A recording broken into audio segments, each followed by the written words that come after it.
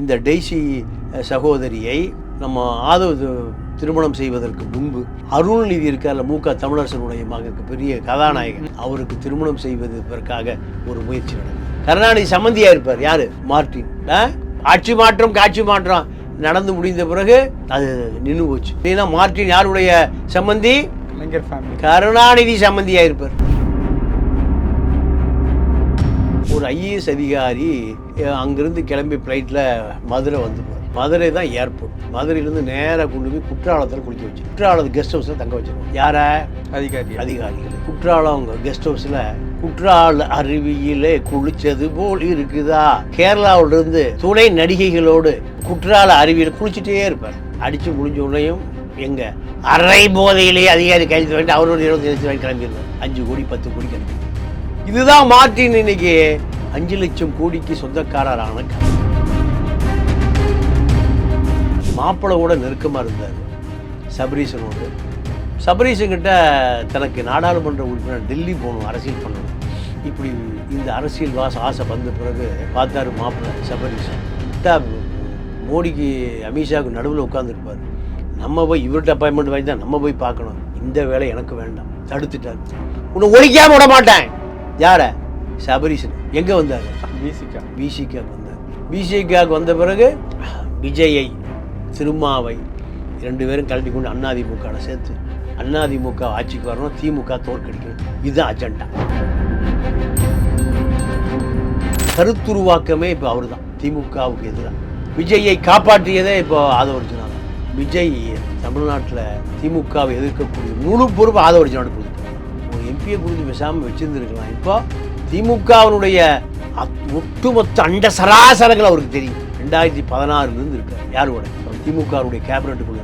கேபினட்ல என்ன நடக்குமோ அது அப்படியே ஆதவர்ஜுனாவுக்கு தெரியும். துர்கா அம்மா வீட்டில் இவர் ஒரு கேபினட்ல முக்கியமான கடந்த வருடம் வரைக்கும் பல ரகசியங்களை தெரிந்தனர். அதனால தான் இப்போ திமுக இவரை பார்த்து புலி வளம் போனா என்ன இடம் போனான்னு நம்ம மேல புரண்டாமல் இருந்தா சரின்னு திமுக ஆதவர்ஜுனாவை பார்த்து அச்சப்பட்டு நிற்குது. அதிமுக பாஜக விஜய் கூட்டணி உருவாக்குவதை செஞ்சு முடிக்க சொல்லுங்க. யாரு? ஆதவ செஞ்சு முடிக்க சொல்லுங்கன்னு பாஜக டெல்லியிலிருந்து உத்தரவு போடுறான். இந்த உத்தரவு கீழ்படியினா உங்களுடைய தொழில் சாம்ராஜ்யத்தை நாங்கள் முடிச்சு வச்சிருக்கோம். யாருடைய தொழில் சாம்ராஜ்யத்தை? மார்ட்டினுடைய தொழில். அதுலதான் யார் கத்துறா? மச்சான் கத்துறாரு. அரசியலுக்கு எங்களை முடிக்கிற மிரட்டானுங்கடா பாஜக. இப்போ ஆதவால மார்ட்டின் குடும்பத்துக்கு 2 பக்கமும் இப்போ அழுத்தம். சார்லஸ் இப்போ நிம்மதி இல்லை. பாஜகவும் மிரட்டுறான், திமுகவும் மிரட்டுறான். திமுகவுக்கு பாதகமாக இருக்கிறதா, பாஜகவுக்கு சாதகமாக இருக்கிறதா?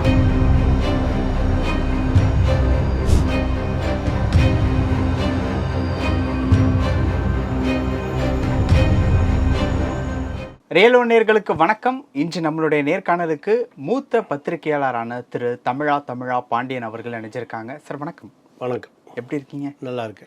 மார்ட்டினோட மகன் சார்லஸ் ஒரு தனியார் தொலைக்காட்சி நிகழ்ச்சிக்கு பேட்டி கொடுத்திருந்தார். அதுல அவர் என்ன சொல்லியிருக்காரு அப்படின்னா, முதலில் எங்கள் குடும்ப தொழிலை கைப்பற்ற பார்த்தார் ஆதவ். திமுகவில் மாப்பிள்ளை பையன் இடையில் பிரச்சனையை ஏற்படுத்தினார். சரித்திர பதிவேடு குற்றவாளி போன்றவர் ஆதவ் அப்படின்னு சொல்லிட்டு மார்ட்டினோட மகன் சார்லஸ் பேசியிருக்கார். அவரே பேசியிருக்கார் நேரடியா. இது உண்மையா? இல்லை, இது நெருப்பு இல்லாமல் புகையாது. இப்போ மார்ட்டினுக்கு 2 ஆண் மக்கள், ஒரு பெண் பிள்ளை. இப்போ மூத்தவர் தான் இந்த ஜோஸ் சார்லஸ், 2வது மகன் டைசன், 3வது பெண்ணு தான் டெய்ஸி. சாண்டிகோ மார்ட்டின், அந்த அம்மா பேர் லீமா ரோஸ், மார்ட்டினோட ஒய்ஃப் பேர், மனைவி பேர். இவர்கள் ஒரு பர்மா அகதி கூட்டம். சாதாரண எளிய குடும்பத்திலிருந்து பர்மாவிலிருந்து அகதியாக வராங்க. அப்போ இந்தியாவில் அதிகாரிகளையும் அரசியல்வாதிகளையும் மடக்கினாள், கையோட்டு கொடுத்தாள். எந்த காலகட்டம் சார் இது? 80. நீங்கள் மார்ட்டினுடைய மாமா தான் லாட்ரி விற்கிறார், லாட்ரி கடை. அப்போ மார்ட்டின் ஒரு அரைக்கால் டிராயர் போட்டுட்டு அந்த கடையில் எடுபடியாக இருந்ததை பார்த்த நண்பர்கள்லாம் இருக்காங்க. இப்போவும் இருக்காங்க, அந்த நண்பர்கள் இருக்காங்க. அப்போ ஒரு சிறுவன் அவர். இப்போ 25 45 வயசுக்கு 45 வருஷத்துக்கு முன்பு, அதாவது 80கள் ஆமாம், அது ஒரு 20, இது ஒரு 45 வருஷத்துக்கு முந்தைய. அவருக்கு அப்போ ஒரு 20 வயசு இருக்குது. அப்போ 65 இன்றைக்கி கரெக்ட். அப்போது இவரை பொறுத்த வரைக்கும் மார்ட்டின் வெளி மாநில அரசாங்கம், அதாவது இப்போது மேற்கு வங்காளம், திரிபுரா, சிக்கிம், பூட்டான் இது போன்ற மாநிலங்களில் லாட்ரி வாங்குவதே இல்லை. தடை செய்ய தடை இல்லை. அங்கே எல்லாம் மலை சார்ந்த இடங்கள். இப்போ நீலகிரி இருக்குது, ஊட்டி இருக்குது. ஊட்டியில் எங்கே போய் லாட்ரி விற்பா, எங்கே லாட்ரி வாங்குவான்? நீங்கள் ஒரு மலை மேலே ஒரு இடத்துல ஒரு 10 குடும்பம் இருப்பான். இந்த 10 குடும்பத்தை பார்க்குறது 10 கிலோமீட்டர் சுற்றி ஏறணும். நகரம் தான் பரபரப்பாக இருக்கும். கோயம்பேடு நின்னீங்கன்னா ஒரு 1 லட்சம் பேரை பார்க்கலாம். கோயம்பேடு நின்னீங்கன்னா 1 லட்சம் பேர், பாரிஸில் நின்னீங்கன்னா 1 லட்சம் பேரை பார்க்கலாம். ஆனால் சிக்கிம் பூராமே 1 லட்சம் பேர் தான் இருப்பான். 1 லட்சம் பேரை பார்க்குறதுக்கு 1 வருஷம் ஆயிரும். அவன் மலையில் குளிரில் அப்போ கிடக்கு. அப்போது இந்த மாநில நிதித்துறை செயலாளர் அவங்கள போய் பார்க்குறேன். ஐயா, நாங்கள் உங்கள் மாநிலத்துக்கு பேரில் நாங்கள் லாட்ரி அடிச்சுக்கிறோம். உங்களுக்கு மாநில அரசு வருவாயா 1 கோடி ரூபா கொடுத்துரும். எதுக்கு? அரசுக்கு. நிதித்துறை செயலாளர் நிதி அமைச்சருக்கு ஆளுக்கு 50 லட்சம் ரூபா, 2 கோடி ரூபா கொடுத்துருவோன்னா ஒன்றுமே இல்லாமல் கிடக்கிற அந்த அரசு, மேகாலயா, திரிபுரா, சிக்கிம் போன்ற அரசுகள் 1 கோடி அரசுக்கு வருது, அதிகாரிகளுக்கு 1 கோடி வருது. நீட்ட இடத்துல கையெழுத்து போட்டு கொடுத்துருவோம். அந்த காலத்தில் லாட்ரி அடிப்பதற்குன்னு சிவகாசி தான் வரணும். Multi colour offset. இந்தியாவில் எங்கே சீப்பு? சிவகாசியில் தான். சிவகாசியில் பட்டாசும் சீப்பு, பிரிண்டிங் சீப்பு. இப்போ வரைக்குமே அப்படி தான் இல்லை? இப்போல்லாம் மாறி போச்சு. அதெல்லாம் 45 வருஷம் முந்தி.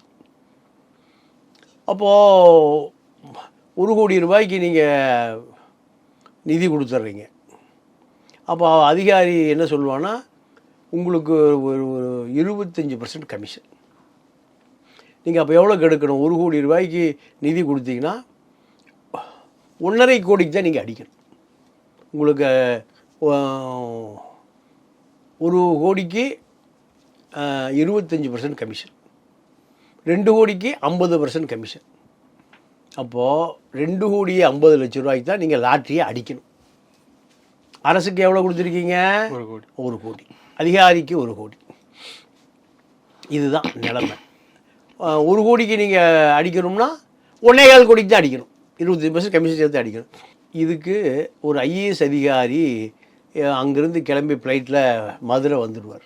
மதுரை வந்த பிறகு அந்த அதிகாரியை ஒரு உல்லாச காரில், மதுரை தான் ஏர்போர்ட், மதுரையிலேருந்து நேராக கொண்டு போய் குற்றாலத்தில் குளிக்க வச்சு, குற்றாலத்து கெஸ்ட் ஹவுஸில் தங்க வச்சுருவாங்க. யாரை? அதிகாரிகளை.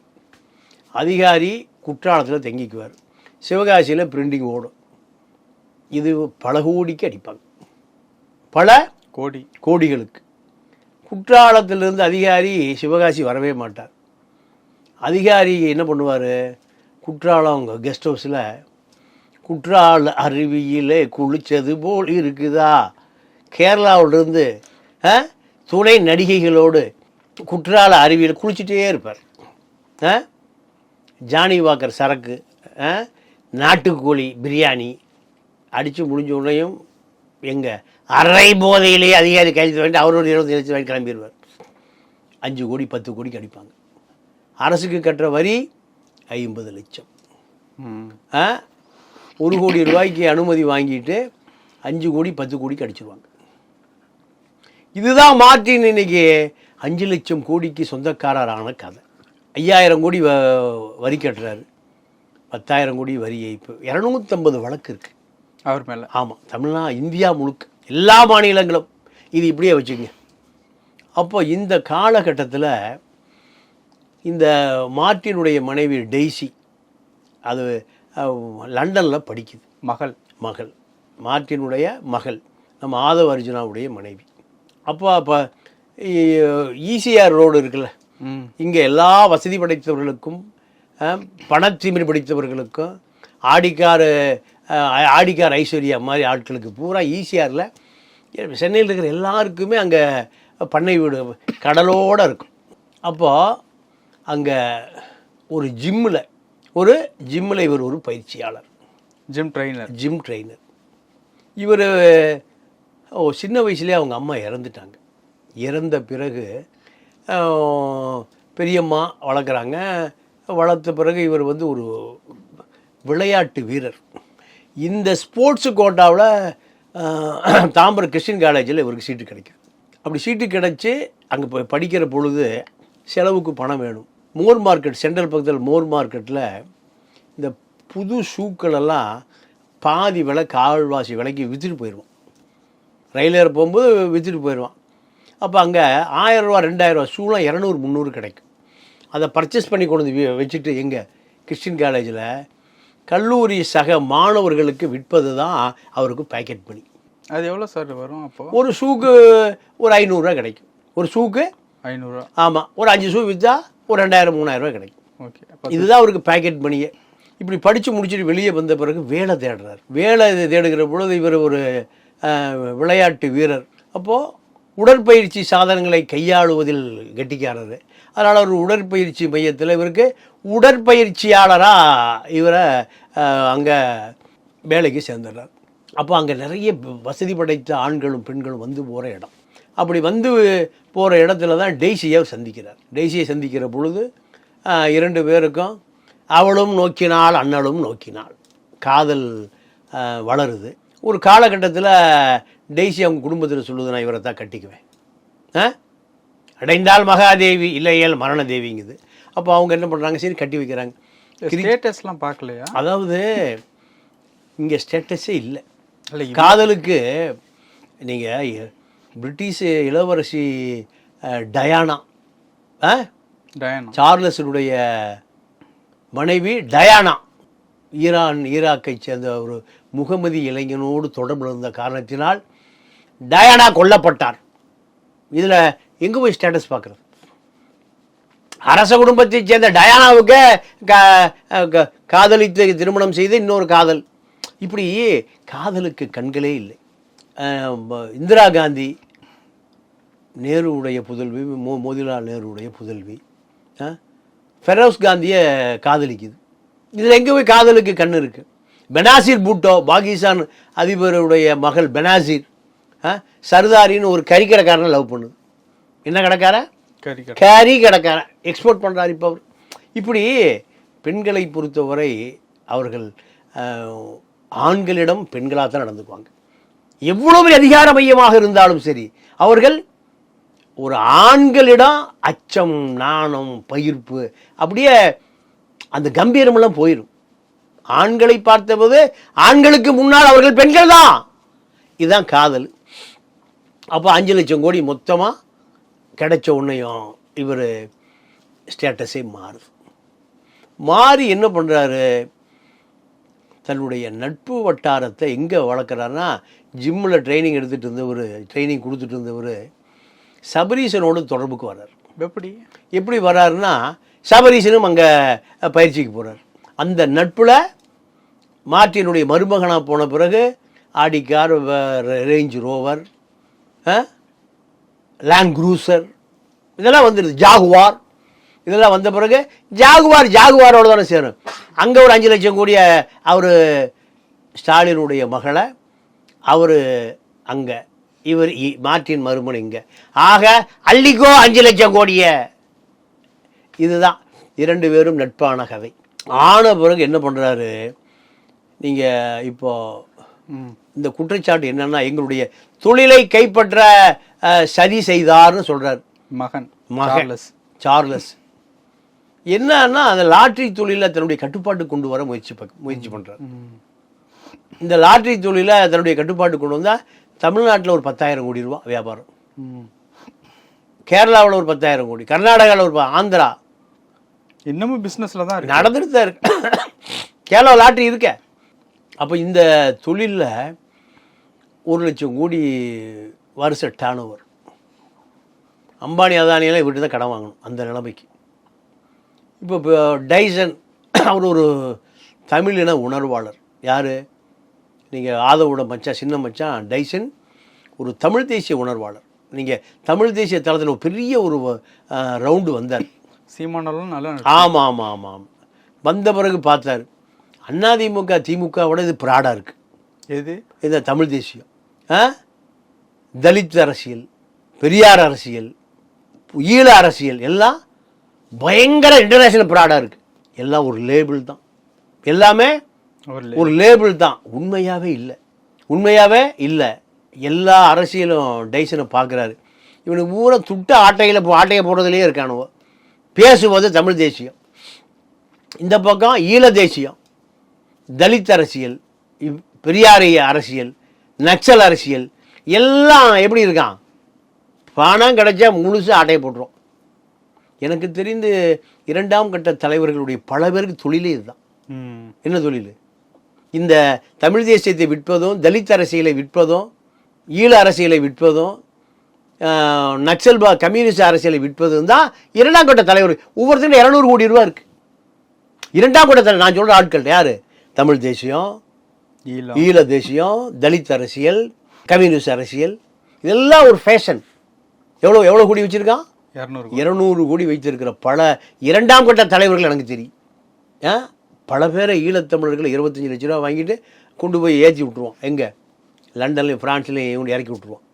எல்லா ஈழத்தமிழர் ஒரு ஆளுக்கு 3 லட்ச ரூபா, 100 பேருக்கு 3 கோடி ரூபா வாங்கி ஒரு கொச்சியில் போய் ஸ்டீல் போட்டை வாங்கி பாண்டிச்சேரியிலேருந்து ஏற்றி விட்ருவோம் ஆஸ்திரேலியாவுக்கு. போனால் கடலில் விழுந்தா சாவு.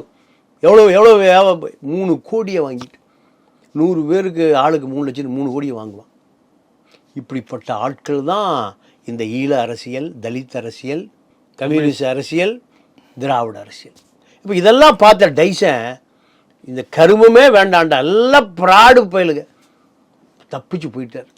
இப்போ ரியல் எஸ்டேட் பார்த்துட்ருக்கார். அப்பாவுடைய ரியல் எஸ்டேட்டை பார்த்துட்ருக்கார். பெரியவர் என்ன பண்ணுறாரு? லாட்ரி தொழிலை பார்த்துட்ருக்கார். இந்த 2 பேருக்குமே இடைஞ்சல் யாரால் வருது? ஆதவ் அர்ஜுனால வருது.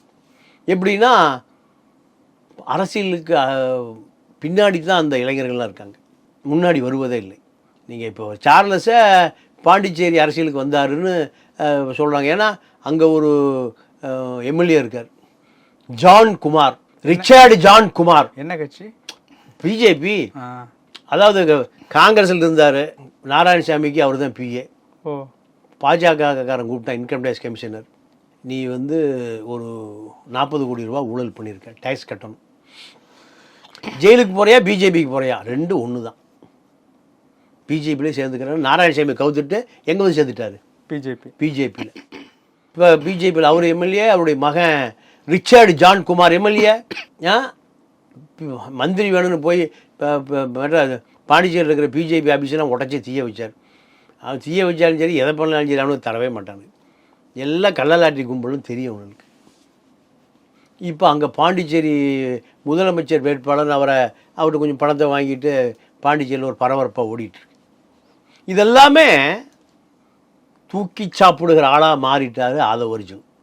மாப்பிள்ளை கூட நெருக்கமாக இருந்தார் சபரீசனோடு. சபரீசன்கிட்ட தனக்கு நாடாளுமன்ற உறுப்பினர் டெல்லி போகணும், அரசியல் பண்ணணும், மோடியை பார்க்கணும், அமித்ஷாவை பார்க்கணும், நட்டாவை பார்க்கணும், இப்படி இந்த அரசியல் ஆசை வந்த பிறகு பார்த்தாரு மாப்பிள்ளை சபரீசன். விட்டா மோடிக்கு அமித்ஷாவுக்கு நடுவில் உட்காந்துருப்பார். நம்ம போய் இவர்கிட்ட அப்பாயின்மெண்ட் வாங்கி தான் நம்ம போய் பார்க்கணும். இந்த வேலை எனக்கு வேண்டாம், தடுத்துட்டார். உன்னை ஒழிக்காமல் விட மாட்டேன். யாரை? சபரீசனை. எங்கே வந்தார்? விசிகாவுக்கு வந்தார். விசிகாவுக்கு வந்த பிறகு விஜயை, திருமாவை 2 பேரும் கழட்டி கொண்டு அதிமுகவில் சேர்த்து அதிமுக ஆட்சிக்கு வரணும், திமுக தோற்கடிக்கணும். இதுதான் அஜெண்டா. இப்போ அவர்கிட்ட 100 பேர் இருக்கான். Voice of common. 1 லட்சம் ரூபாயிலேருந்து 15 லட்சம் ரூபா வரைக்கும் சம்பளம். கருத்துருவாக்கமே இப்போ அவர் தான் திமுகவுக்கு எதிராக. விஜயை காப்பாற்றியதே இப்போ ஆதவ் அர்ஜுனா தான். இப்போ விஜய் தமிழ்நாட்டில் திமுகவை எதிர்க்கக்கூடிய முழு பொறுப்பு ஆதவ் அர்ஜுனாவுக்கு கொடுத்துட்டார். ஆதவ் அர்ஜுனாவுக்காக காங்கிரஸினுடைய செய்தி தொடர்பாளர் அபிஷேக் சிங்வி ஆஜராகி கரூர் கேஸில் மிரண்டு போய் திமுக இருக்குது. ஒரு எம்பியை கொடுத்து பேசாமல் வச்சுருந்துருக்கலாம். இப்போ திமுகவினுடைய ஒட்டுமொத்த அண்ட சராசரங்கள் அவருக்கு தெரியும். 2016 இருக்கார். யாரோட? திமுகவுடைய கேபினட்டுக்குள்ளே இருக்கார். கேபினட்டில் என்ன நடக்குமோ அது அப்படியே ஆதவ அர்ஜுனாவுக்கு தெரியும். எங்கள் ஸ்டேட்லேயே சென்ட்ரல்லையா சார்? ஸ்டேட்டில் கிச்சன் கேபினெட், நான் சொல்கிற கேபினெட் ஓகே எல்லாம் எங்கே வந்து சேரும்? கிச்சன் கேபினெட்டுக்கு தான் வந்து சேரும். சசிகலா வச்சிருந்த ஒரு கிச்சன் கேபினெட், அங்கே முடிவு பண்ணுறதான் மந்திரி, இல்லைன்னா ராத்திரியோட எந்திரி. அதே கேபினெட் இப்போ எங்கே இருக்கா? நம்ம அம்மா ஸ்டாலின் அம்மா வீட்டில் இருக்கு. துர்கா அம்மா வீட்டில் இருக்கு. துர்கா அம்மா வீட்டில் இவர் ஒரு கேபினெட்டில் முக்கியமான ஆள். கடந்த வருடம் வரைக்கும் பல ரகசியங்களை தெரிந்த நபர். அதனால தான் இப்போ திமுக இவரை பார்த்து புலி வளம் போனா என்ன இடம் போனான்னு நம்ம மேடம் புரண்டாமல் இருந்தா சரின்னு திமுக இப்போ ஆதவ அர்ஜுனாவை பார்த்து அச்சப்பட்டு நிற்கிது. டெல்லி சோர்ஸ் இருக்குது. விஜயை காப்பாற்றியதே ஆதவ அர்ஜுனா தான். அதை காப்பாற்றி ஆகணுங்கிற தேவை ஆதவுக்கு என்ன இருக்குது? அவரோட சொந்த தேவை தானா? தனக்கு ஒரு முக்கியத்துவம் கிடைக்குதில்ல, தன்னுடைய தொடர்புகளை நிரூபிப்பதற்கான ஒரு வாய்ப்பு கிடைக்குதில்ல. எனக்கு டெல்லி சோர்ஸ் ஃபிங்கர் பிரிண்டில் வச்சுருக்கையா, உனக்கு கோடம்பாக்கத்துக்குள்ளே தான் கும்மி அடிக்க தெரியும். நான் டெல்லி சோர்ஸை வச்சுருக்கேன். திமுக நீங்கள் இவ்வளோ பெரிய ஆட்சியை அதிகாரத்தை வைத்து உன்னை கைது பண்ணணும்னு நினைக்கிறது, நான் உன்னை காப்பாற்றுறேன். எனக்கு என் டெல்லி சோர்ஸை பற்றியா? தனி நீதிபதி செந்தில்குமாரை காணாமாக்கிறேன். இப்போ அவர் சைனாவுக்கு போக போகிறார். நான் சைனாவுக்கு போகிறாருன்னா சைனா பார்டருக்கு மாற்ற போகிறாங்க. ஏன்? கரூர் என்பது மதுரை பெஞ்சு கீழே வரும். அவசரமாக திமுக தனி நீதிபதி அசராக்கார்க்க விசாரிக்க சொல்லி விஜயனுடைய இந்த தொடர்புகளை, ஜனநாயகன் படப்பிடிப்பு தொடர்புகள், ஜனநாயகன் படத்துக்கான அந்த கூட்டத்தை இயற்கையாக கூட்டுவதற்காக செய்த முயற்சி அத்தனை அசராக்காருக்கு தனி நீதிபதியை வச்சு விஜயனுடைய அரசியல் வாழ்க்கை முடிப்பதற்கு திமுக அதிகாரம் முயற்சி செய்கிற பொழுது அது ஆதவ் ஒட்டச்சு தூக்கி எறிகிறார். இதுதான் இப்போ விஜய் 13 நிமிஷம் பேசுகிறாரு, ஆதவ் 48 நிமிஷம் பேசுகிறார். அப்போது ஆதவுடைய வளர்ச்சி தாவேக்காவில் தவிர்க்கவே முடியாது. 100 புஷி சேர்ந்தாலும் ஒரு ஆதவ அர்ஜுனா டெல்லி சோர்ஸை கண்டே பிடிக்க முடியாது. அப்போ விஜய் என்ன நினைக்கிறாரு? ஒரு ஆதவ அர்ஜுனா இருந்தால் போதும், திமுகவை எதிர்க்கக்கூடிய வலு நமக்கு வந்துடும். அப்போ இதெல்லாம் இப்போ பாஜக என்ன பண்ணுறான்? ஆதவ அர்ஜுனாட சொல்லி விஜயை இப்போ பேசாமல் இப்போ அதிமுக பாஜக கூட்டணிகளை கொண்டு வர சொல்லுன்னு யாருக்கு நெருக்கடி கொடுக்குறா? விஜய்க்கு இல்லை, மார்ட்டின் குடும்பத்துக்கு. ஓகே, மார்ட்டின் குடும்பத்துக்கு ஆதவ சொன்னால் விஜய் கேட்பார். பேசாமல் பாஜகவோட சேர சொல்லுங்க கூட்டணியில். அதிமுக பாஜக விஜய் கூட்டணி உருவாக்குவதை செஞ்சு முடிக்க சொல்லுங்க. யாரு? ஆதவ செஞ்சு முடிக்க சொல்லுங்கன்னு பாஜக டெல்லியிலேருந்து உத்தரவு போடுறான். இந்த உத்தரவு கீழ்ப்படியினா உங்களுடைய தொழில் சாம்ராஜ்யத்தை நாங்கள் முடிச்சு வச்சிருவோம். யாருடைய தொழில் சாம்ராஜ்யத்தை? மார்ட்டினுடைய தொழில். அதில் தான் யார் கத்துறா? மச்சான் கத்துறாரு. ஓ அரசியலுக்கு எங்களை முடிக்கிற மிரட்டானுங்கடா பாஜக. பாஜக உன்னோட ஆசைக்காக எங்களுடைய தொழில் முடங்க போகுது. பாண்டிச்சேரியில் எப்படி ஆட்சி வந்ததுன்னா திமுக ஆட்சி. ஆமா, ரங்கசாமி ஆட்சி வருவதற்கு பாண்டிச்சேரி வருமான வரித்துறை ஆணையாளர் தான் கூப்பிடுறார் ஒவ்வொருத்தனை. ஒரு திமுக சட்டமன்ற உறுப்பினர், அவர் ஒரு பெரிய ஆயில் மில் வச்சிருக்கார். பாண்டிச்சேரியில் வரி குறைவு, பார்டரில் வச்சுருக்கார். 5 கிலோமீட்டர் அந்த பக்கம் தமிழ்நாடு விழுப்புரம். இங்கே நல்லெண்ணெய் தயார் பண்ணி அங்கே விற்றுறது. இதில் பல கோடி ரூபாய் வரி ஏய்ப்பு. கூப்பிடுறாரு. காங்கிரஸ் ஆட்சி கவுத்துட்டு வந்துடும் இன்கம் டேக்ஸ் கமிஷனர். கவுக்கலினா வரி ஏய்ப்பில் நீ ஜெயிலுக்கு போயிடுவேன். கவுத்துட்டு வந்துட்டார். ஸ்டாலின் கிடைக்கிறாரு, நீ உன்னை காப்பாற்றிக்கியா? கட்சியா கத்திரிக்காயாது. பாண்டிச்சேரியில் திமுக சட்டமன்ற உறுப்பினர் பாஜகவில் சேர்ந்துட்டார். ஏம்பலம் செல்வம் பாஜகவில் சேர்ந்துட்டார். இது மோடி அமித்ஷாவெல்லாம் வந்து செய்யலை. யார் செய்கிறா? வருமான வரித்துறை ஆணையாளரே பண்ணிட்டார். இப்போ அதே நிலைமை தான் யாருக்கு? ஆதவ் அர்ஜுனாவுக்கு மார்ட்டினுடைய மகன் சார்லஸ் டைசன். இப்போ இவங்கெல்லாம் என்ன பண்ணுறாங்க? இவரால் நமக்கு வருமான வரி ஆணையாளர், அமலாக்கத்துறை அத்தனையும் பாஜக ஏவி விட போகுது. இப்போது எப்படியாவது விஜய் கொண்டு போய் எங்கே சேர்க்கணும்?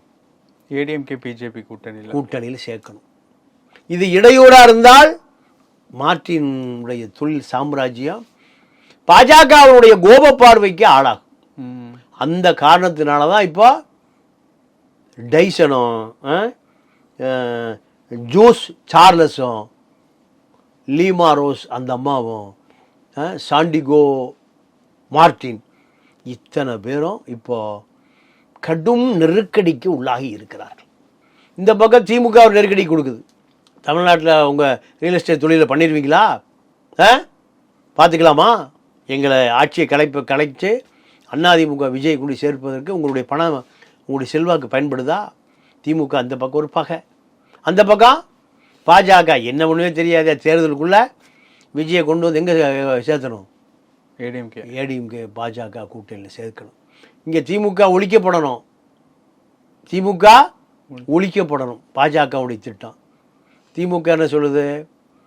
எங்களை ஒழிப்பதற்கு உங்கள் குடும்பத்தை சேர்ந்த ஆதவ் அர்ஜுனா பாஜகவுடைய கைப்பாவையாக மாற போகிறார், பார்த்துக்கிறேன். இங்கேயும் பகை, அங்கேயும் பகை. தொழிலதிபர்கள் யாரையும் பகிச்சிக்க மாட்டான். அவர்களுக்கு பிஸ்னஸ் ஒழுங்காக நடக்கணும். யாரு கேட்டாலும் பணம் கொடுத்துருவோம். இப்போ ஆதவால் மார்ட்டின் குடும்பத்துக்கு 2 பக்கமும் இப்போ அழுத்தம். சார்லஸு இப்போ நிம்மதி இல்லை. பாஜகவும் மிரட்டுறான், திமுகவும் மிரட்டுறான். திமுகவுக்கு பாதகமாக இருக்கிறதா, பாஜகவுக்கு சாதகமாக இருக்கிறதா? இப்போ மார்ட்டின் அவர் இப்போ மருத்துவமனையில் நீண்டகால ஓய்வுலேருந்து இப்போ தான் வந்திருக்கார்.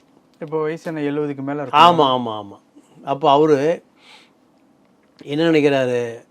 தனக்கு பின்னால் தன்னுடைய சந்ததிகள் எந்த அரசியல் அழுத்தம் இல்லாமல், அரசியல் கோபப்பார்வை இல்லாமல் தொழில் நடக்கணும். தொழில் நடக்கணும். கேரளாவில் வழக்கு இருக்குது, சிபிஐ வழக்கு இருக்குது, மாநில அரசு வழக்கு இருக்குது. தமிழ்நாடு அரசினுடைய அட்வொகேட் ஜெனரல் PS ராமன் போய் கேரளாவில் ஆஜராகிறார். யாருக்கு எதிராக? கேரளா அரசுக்கு எதிராக தமிழ்நாடு அரசு தலைமை வழக்கறிஞர் போய் ஆஜராகிறார். இந்த அளவுக்கு இவங்களுக்கு பெரிய லாபி இருக்கு.